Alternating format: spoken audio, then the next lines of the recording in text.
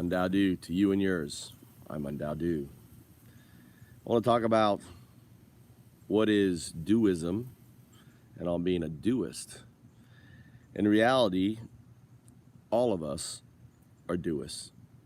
Whether you like it or not, you are a Duist. The difference between you and I is I'm a capital D Duist who has come to terms with his Duism and who openly embraces it. What difference to you is you may be kind of a practicing Duist that doesn't know it and ultimately are running down a rabbit hole that that was built on the do, right? But miscommunicated or dogma added or all these other things. So, all right, let's talk at the beginning. What is a Duist? A Duist is someone who believes in the do. What's the do? The do is the stuff at the near singularity, the stuff at the very center of the Big Bang. At a point when it existed at such a point as a quantum scale, there was no time. You see, on the quantum scale, time doesn't exist. At the moment of the event is the moment time was created. That's all, we believe. And the stuff, that do, right? That proto-particle, the do, is what you and I are and what everyone else is. It's still unfolding today. We are the consciousness of the do being distributive unconsciousness, right? And this network, this kind of this expansion created this kind of, not a neural network, but kind of like if it was an unconscious neural network, right? Where everything is entangled, everything is connected. And this entanglement and other things may not be observable, right? Because we don't have the ability to observe it, but we can detect it in supersymmetry and singularity, quantum mechanics, right? So the simple fact is we can show quantum teleportation in the lab. We can move information from A to B instantaneously, fastest speed of light. We can show two things entangled as large as a buckyball, right? Now maybe larger. We are building quantum computing. All this is built on not necessarily understanding, but the application of this principle, this fact, this truth. So a Duism is not a religion, right? So Duism is not a choice, in the sense of it is merely a state of mind. Duism is just recognizing the truth for how we know reality to be. As a Duist, right, we look at individuals and say, oh, you're just coloring the do and you're creating Christianity. Oh, you're just coloring the do and you're creating, Hinduism and Muslimism, whatever the Muslims call themselves, right, isms.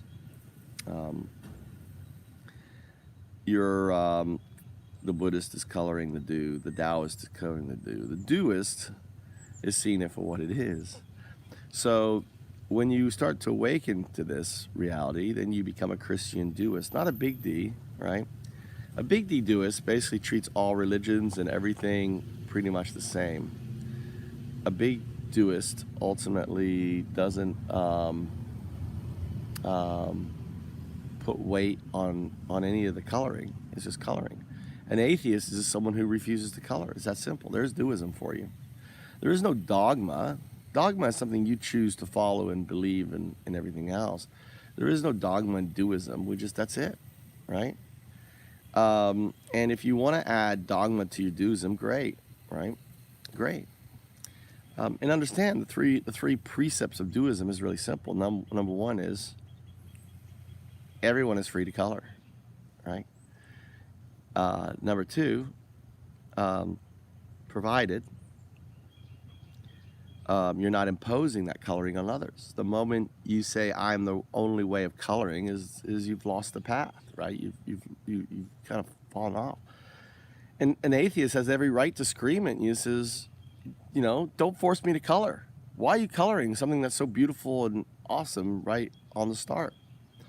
An atheist wouldn't call it distributive unconsciousness. They'll call it a massive data information network, right? Instantaneous, right? Massive distributive information network. I called it that, or have called it that, right? Or use that as an alternative name. You can call it other things. Holographic theory. You could say the holograph is the do, right? You could say in string theory, the very fabric of the universe is strings, right? Cosmos, even what the strings are made of is the do, and they're, they creates this fabric that everything exists on. And finally, if you are harming others with your interpretation of the do, that you're coloring into some sort of religion, following, or anything else, then also that's the ultimate evil. And I always use the example: if you're prohibiting girls from getting education, if you're following this thing called whatever that Shahir law, whatever this, I can't think of what it's called right now, things like that, then you're ultimately harming others, and that's evil and that's wrong. So everyone's free to color. Don't oppose. Don't harm with your coloring. Those three things, okay? UnDaoDu, that's the Dao, the do of Duism. Duism is always made up in threes. As a Duist, we have very simple, teachings. And for example, the first and earliest teaching that I encourage you to do with your children is simple. You undo people with a smile. No matter how upset they are, you undo them. And sometimes you need to undo yourself because you're upset. You guys say, why am I so upset? Why am I getting so upset about this? And just laugh it off. I try to UnDao all the time. 2, you want to do, or DAOs, UnDao's. The DAOs share. Help. The DAOs help. A DAO is someone who helps someone or someone else without question. They help their friends, their family, their teachers. So I teach my kids, smile, DAO, help your friends, help your teacher. And finally, do, which I skipped over, do's, share. You share their house with someone in need, like an UnDao. They share their wealth and money with others in need. They share their time with their dad or their mom instead of playing on their silly Nintendo DS. So UnDaoDu's, being a do is the hardest thing because of our genetic disposition and growing up in this very, the selfish gene or the selfish planet.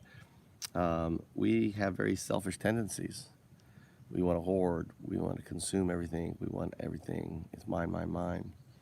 And as a result, we have these outcomes. Another thing of a Duist is we look at people, and this isn't a rule of thumb, but in general, there are going to be people around you that are uns, and the uns are trying to undo you, unravel you, undermine you. They're all these uns. And here's the beautiful thing. Once you recognize the uns around you and you love them for being uns, because you have to understand that you can't undo an un must undo themselves, right? And there's nothing you can do except love them and smile at them and don't take them too seriously. Because ultimately, they're meaning well to you, but they just don't understand you, right? So out there. The DAOs around you are those individuals that will actually show up when you need them. They're there for you. They've got you. I got you, man. You probably have a handful of DAOs, maybe just only 5. But if you were to call them like I need, you could call them anytime at night. You could, ask them at a time of need, like when my father died, and they show up. Those are your DAOs. DAOs. And then there's your do's. Okay, and the do's are the ones that define who you are, right? You do because of your do's, so to speak. And that's a DU, do, disprove unconsciousness. So the do's can be, it could be the, the Bible. The do could be the book of the Quran. It could be, for me, one of my greatest do's is Alan Watts, Campbell. What was his first name? I wrote the myth. Shakespeare. I studied Shakespeare. Kant, Socrates, all these, Young, Green, physicist Green, all these, individuals that I've read or watched or learned from, and even a comedian like, I can't think of his name, George Carlin, could be your dude. They're the ones who basically, shape who we are. There you go. Are you a Duist? A big Duist basically sees it all for what it is. A little Duist is still clinging on to something. UnDaoDu to you and yours.